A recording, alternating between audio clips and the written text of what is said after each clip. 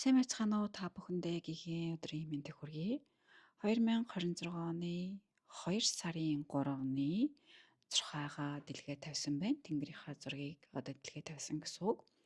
За тэгэхээр хэдийгээр те энэ өдрийг гэр бүл болоход ингээ сайн гэж хэлдэг ч гэлээ яг үнэндээ бол яг тэгж бас зөвлөмөргүй байна.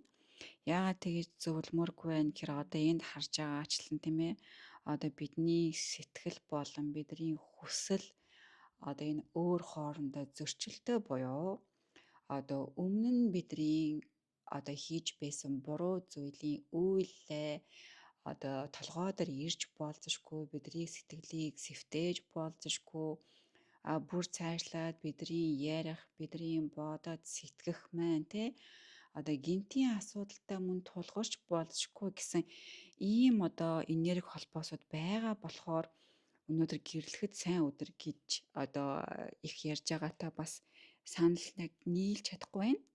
Тэгээд энийг бас хэрвээ намайг дагж байгаа бол бас ийм зөвлөгөө би яг өөрийнхөө намайг дагдаг хүмүүстэй зориулаад хүргэж байна.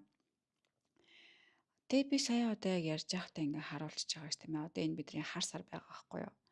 Бидний юу хүсэж байгаад ингээ саад учирдаг, дотгоор учирдаг тийм ээ. Тэнгуүтээ бидний сэтгэл ингээ юу хүсэж байна бидний сар шүү дээ. Бидний мэдрэмж, сэтгэл хөдлөл тийм. Яг эднэр чинь ингээ хоорондоо зөрчилтэй шүү, асуудал үүсэж шүү гэдэг ийм энерги холбоос үүссэн байгаа байхгүй юу? За тэгээ дахиад нэмэлтээр хоёр дахь баталгаа нь юу байна вэ гэхээр өмнө нь байжсэн асуудлууд чинь сэдрээ гараад иржтэй гэдэг те луугийн толгой сүлийнхаа сүултээ нь ингээд сар маань учирч ингэж холбогдож байгаа учраас бас ингээд тааруу байна.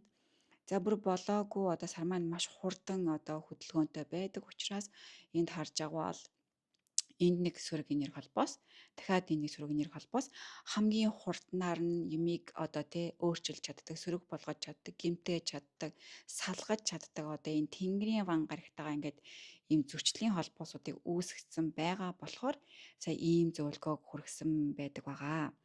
За тэгээд ийм асуудлууд биш байгаа учраас энэ энерги байгаа болохоор юу зөвлөмөр байна гэхээр зөрчлөөс холбоор бай тийм үү? Зөрчил өшөө дээрээс нь хэрүүл мис ажилтан анхааралтай хандъя. Ялангуяа хануур, төөнөр, гоо сайхны мис ажилд анхааралтай хандах ийм хэрэгтэй өдөр байгаа.